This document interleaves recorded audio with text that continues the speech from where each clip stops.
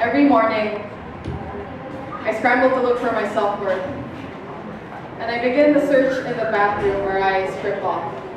I always hold my spare tire before getting in the shower.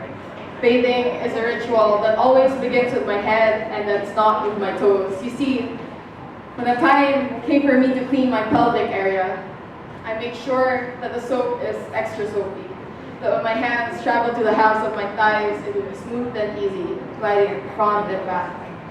Finally, the time came for me to clean my vulva. My hand is primarily met by the familiar patch of pubic hair that are like nerve endings, sending tingles to the slightest touch. And down yonder, it is soft, warm, and moist, like newly made pancakes. This is me being real big. The depths are something I've traversed countless of times, but still feel lost in. But for guys, it's something they're too familiar to get called their junior.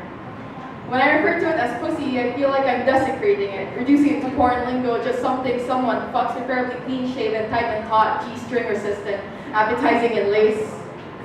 When the time came for me to clean my vulva, I peered down to see the gap between my thighs.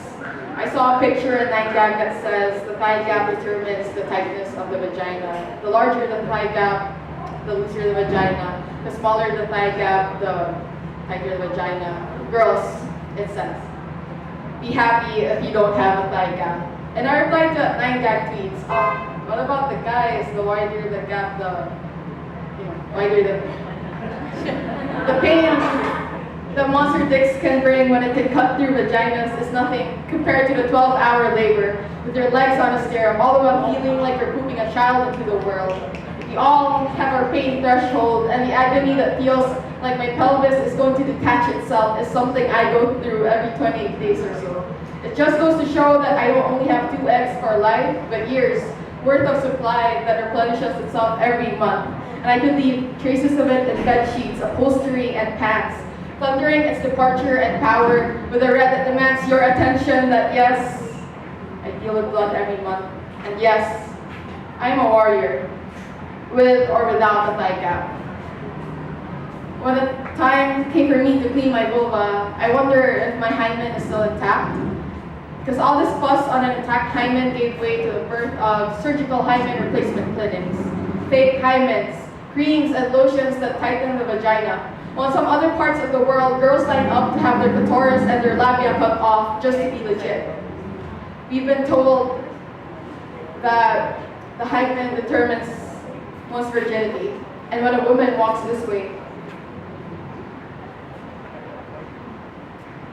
she has just been banned. They tell you that virginity determines your value to men. That makes them push the red button and spin around to look at you with big bright letters saying that they want you. Because your first sex is supposed to be your best sex, but they didn't tell you it's an extremely painful sex. Because your first experience is supposed to wake you up like Sleeping Beauty. Virginity expresses impartiality over our own sexual lives, but it's also where women are derogated when they don't have it, while men are rewarded. All this fuss on an intact hymen when it's simply leftover tissue from when the vagina is born.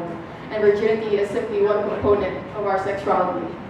G does not mark the spot because I could have 100 hot spots on my body, all of which can be touched except for this, the one true erogenous zone.